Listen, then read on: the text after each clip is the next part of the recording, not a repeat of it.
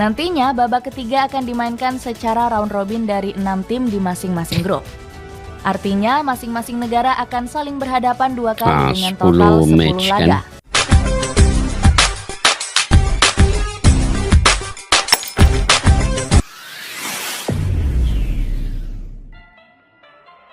Assalamualaikum dan salam persaudaraan. Selamat bertemu kembali guys di channel Askalani Studio ya. Masih lagi kita dengan kegembiraan kemenangan Indonesia ke atas Filipina 2-0 dan sebenarnya kemenangan yang sangat bersejarah.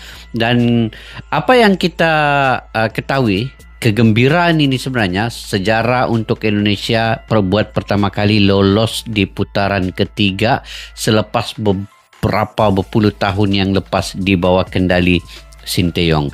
Ini sebenarnya hasil usaha, prestasi, kerja, kinerja oleh Sinteyong dan juga Bapak Erick Thohir. Dengan adanya pemain-pemain diaspora yang berkualitas tinggi, bergrade A, bukan lagi pertikaian kita untuk membandingkan pemain diaspora dan juga pemain lokal. Yang pentingnya pemain-pemain diaspora ini punya darah keturunan Indonesia dan membela timnas Indonesia. Nasionalisme. Semua ini adalah pemain-pemain nasional Indonesia. Oke guys, siapa yang akan bertemu dengan Indonesia di putaran yang ketiga ini? Ada 18 tim dibagikan ke 3 kumpulan. Itu yang ingin kita ketahui daripada video pada kali ini. Mungkin dipastikan ketemu Jepang, Korsel ataupun Iran sebelum Piala Dunia. Ini calon lawan Indonesia. Jadi yuk kita simak dulu video ini guys. Siapa calon lawan timnas Indonesia nanti. Oke, tanpa basa-basi yuk kita simak video ini.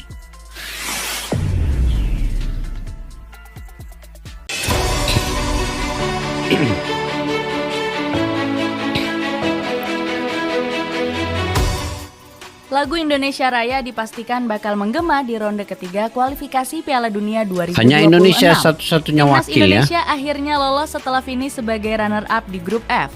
Naver selaku media lokal Korea Selatan sudah memprediksi kelolosan skuad Garuda. Shin Tae-yong kembali membuktikan sentuhan ajaibnya membawa skuad Garuda mencetak sejarah. Kocin dan pasukan Merah Putih siap menantang negara-negara raksasa demi misi ke Piala Dunia. Bagaimana prediksi calon lawan yang bakal dihadapi skuad Garuda di ronde ketiga? Siapa? Memenuhi target lolos ke ronde ketiga. Memenuhi target lolos ke ronde ketiga ini guys. Timnas Indonesia masih harus berjibaku di laga kontra Filipina demi lolos ke ronde ketiga. Skuad Garuda diprediksi banyak pihak masih berpeluang besar untuk lolos. Sportmall memprediksi timnas Indonesia punya peluang menang atas Filipina sebesar 52,9%. Namun, media lokal Inggris itu memprediksi skuad Garuda hanya akan menang tipis. Timnas Indonesia juga harus mewaspadai Vietnam yang menempel ketat di posisi ketiga. Persaingan ketat antara skuad Naga Biru dan pasukan Merah Putih ini disorot oleh Naver. Indonesia punya keunggulan besar pada laga pamungkas yang digelar pada tanggal 11 nanti. Indonesia akan menyambut kedatangan Filipina di negara mereka. Sedangkan Vietnam harus melakukan perjalanan ke pemuncak klasemen, yakni Irak. Tulis Naver. Media besar seperti ESPN bahkan juga ikut menjagokan timnas Indonesia untuk lolos. Vietnam berpeluang kehilangan tiket lolos karena berada di luar posisi 2 besar dengan selisih 1 poin. Sementara Indonesia lebih berpeluang lolos karena mendapat tugas lebih mudah saat melawan Filipina. Tulis ESPN. Nguyen Mandung justru ikut mendukung prediksi dari ESPN yang meremehkan Vietnam. Legenda sepak bola pasukan bintang emas ini ragu dengan peluang lolos negaranya sendiri. Pertandingan lawan Irak kali ini membingungkan karena peluang kami lolos sangat kecil. Soal skor, kemungkinan Vietnam kalah 2-1 atau 3-1 di Irak. Dan betul Indonesia lah, kemungkinan dia punya menang prediksi 2-0 ini. lawan Filipina. Kata Nguyen Mandung. Indonesia menang 2-0. Akhirnya perjuangan keras timnas Indonesia betul. terbayarkan pada laga pamungkas. Skuad Garuda berhasil melaju ke babak ketiga usai menyudahi perlawanan Filipina. Anak asuh Shin Tae-yong dipastikan menemani Irak sebagai runner-up grup F. Coach Shin awalnya sempat diragukan bisa membawa skuad Garuda lolos ke ronde ketiga. Pasalnya pelatih asal Korea Selatan ini punya rekor buruk di laga penentuan. Shin Tae-yong 2 kali gagal membawa Garuda Muda meraih tiket Olimpiade Paris 2023 di 2 kesempatan berbeda. Iyalah, tapi Olimpiade Paris itu tidak pun masuk dalam target sebenarnya. Yang masuk dalam target U23 sebenarnya hanya lolos 8 besar, kemudian Piala Senior di Piala Asia itu lolos 16 besar. Sebenarnya semua target itu sudah dicapai pun. Dan untuk main playoff di Olimpiade itu sebenarnya itu sudah satu bonus sebenarnya. Tapi target sebenarnya Sinteyong itu lolos 8 besar yang U23. Sebenarnya sejarah yang tercipta untuk Sinteyong ini memang boleh dibanggakan, guys. Kalau saya banggalah dengan sejarah yang dicipta oleh Sinteyong. Dia membawa 3 timnas Indonesia senior U23, U20 lolos ke Piala Asia. Ini semua Sinteyong yang menjadi pelatihnya ketika itu.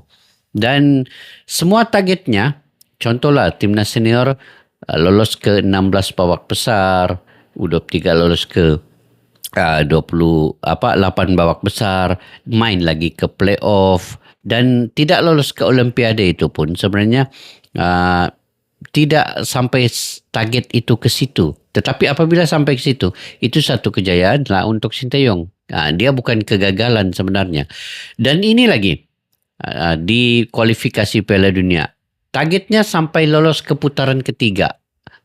Dan kalau lebih daripada itu, lagilah satu bonus untuk Indonesia sebenarnya. Jadi Sinteyong sudah buat yang terbaik. Kejayaan Sinteyong itu di luar nalar lah, di luar dugaan kita sebenarnya.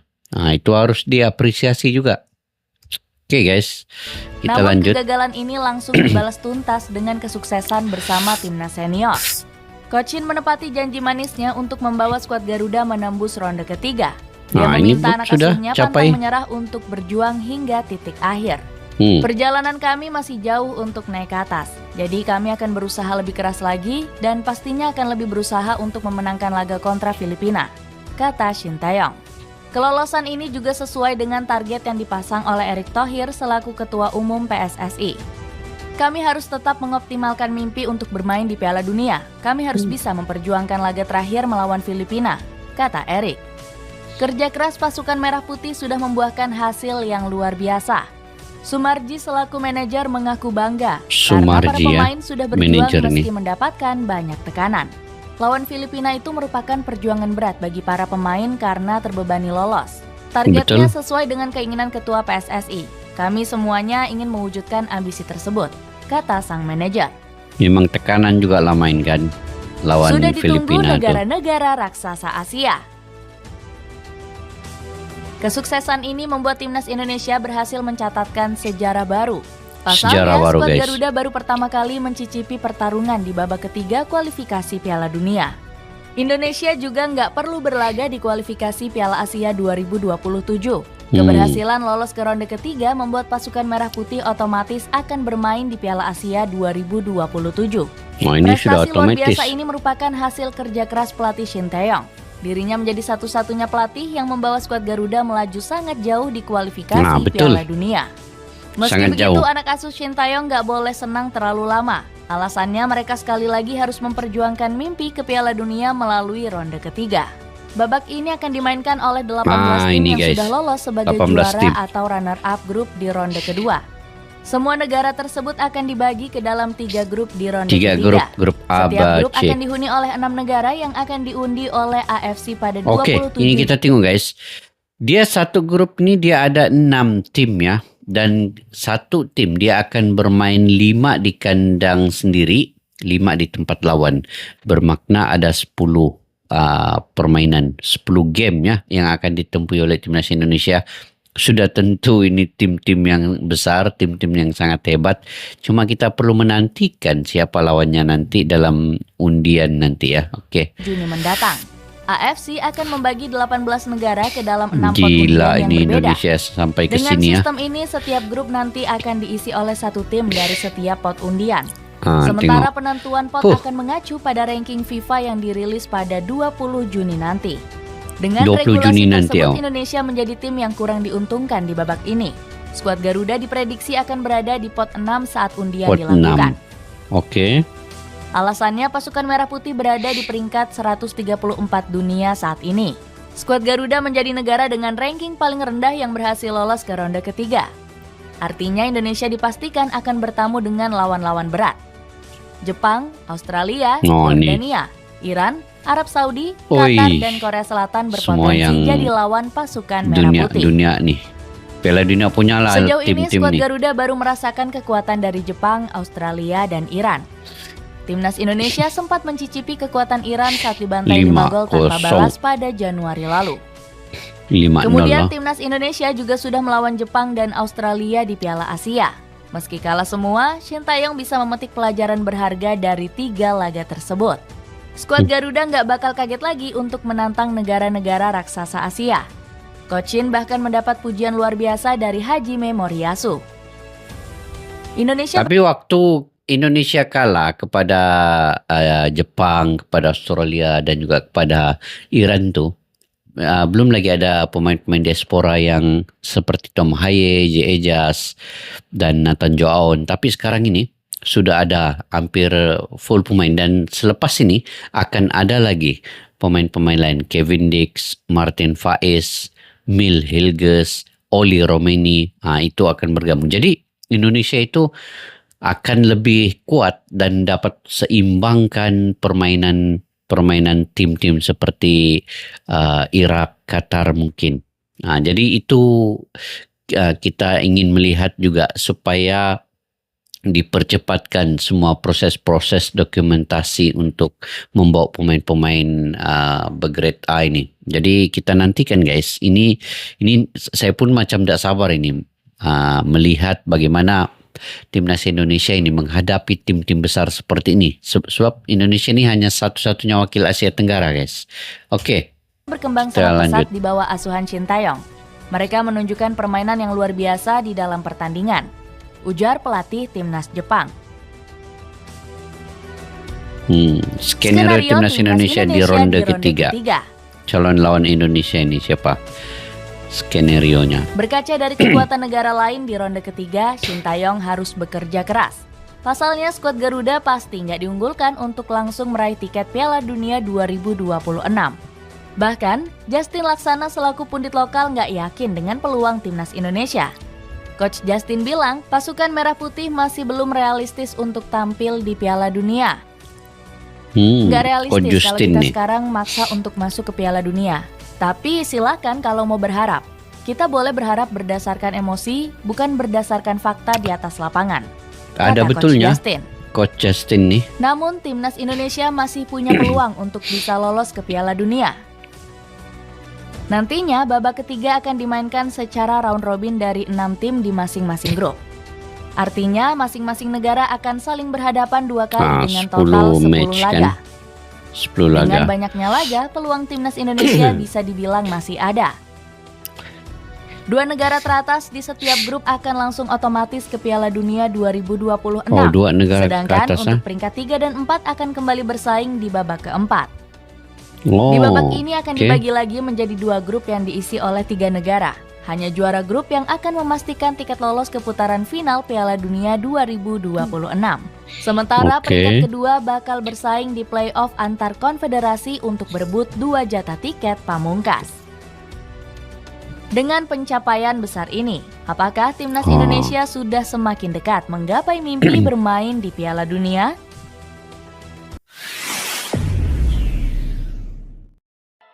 Oke guys, itu antara prediksi lawan Indonesia di putaran ketiga nanti dibagikan kepada 3 grup A, B, dan C ya. Dan ketiga-tiga grup ini akan ada 6 tim dan setiap satu tim akan bermain 5 di kandang sendiri, 5 di tempat lawan. Bermakna ini ada 10 perlawanan yang akan dihadapi oleh setiap tim nanti. Dan apa yang uniknya di sini, Indonesia satu-satunya negara yang di ranking paling tercorot sekali ketimbang dengan negara lain itu mungkin 100 ke bawah ke semuanya. Dan wakil di Asia Tenggara ini hanya Indonesia. Dan kalau saya melihat ataupun daripada segi prediksi di putaran ketiga ini, memang saya tidak berani memprediksikan juga bagaimana Indonesia ini bisa untuk mencabar tim-tim lain. Seperti juga Coach Justin itu. Coach Justin memprediksikan Indonesia belum lagi lolos ke 2026 ini, Piala Dunia ini, karena perlu banyak yang perlu diperbaiki. Cuma katanya kalau ingin berharap secara emosi itu bisa, tetapi dari segi faktanya masih belum lagi kita melihat yang Indonesia ini dapat masuk ke Piala Dunia 2026. Jadi saya punya pendapat pula, bola itu bulat, bola itu bundar, apa saja boleh berlaku. Kalau melihat pemain Indonesia, perlu ada tambahan. Kalau saya melihat di sini secara pribadi, perlu ada tambahan pemain-pemain diaspora. Perlu ada kemasukan lagi penyerang di bagian penyerang seperti Oli Romini ataupun Jairo Redewell, Menhoff, Mil Hilges, dan penjaga gawang perlu ada Martin Paes ataupun penjaga gawang Cyrus Margono, yang pemain-pemain diaspora yang punya pengalaman bermain di Eropa itu perlu ada. Dan penjaga gawang itu mesti ada, sekurang-kurangnya satu lah, Martin Paes kah ataupun siapa-siapalah lain yang bisa untuk memperkuatkan bagian penjaga gawang itu. Kemudian di bagian lini belakang juga saya juga mengharapkan sebenarnya Kevin Dix, karena Kevin Dix punya pengalaman yang cukup jauh, label yang sangat grade A, dan juga dia nilai pasarnya begitu tinggi, menghampiri sama seperti Prof Tom Haye, 52 miliar. Jadi sudah tentu pemain ini pemain yang bagus.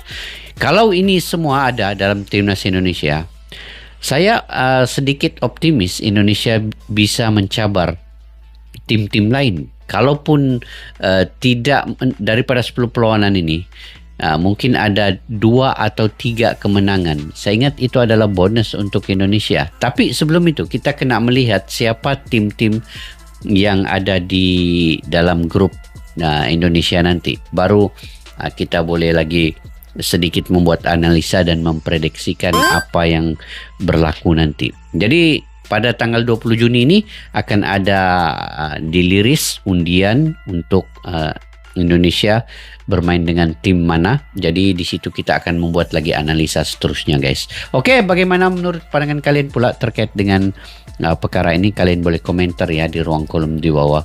Sampai kita berjumpa lagi, guys, di video yang akan datang. Kepada yang baru mampir ke video ini, jangan lupa untuk mendukung, subscribe, like, share, dan komen jika kalian suka dengan saya punya komentar dan juga ulasan analisa terkait dengan sepak bola di ASEAN ini. Dan juga kepada yang sudah subscribe, terima kasih banyak-banyak, guys.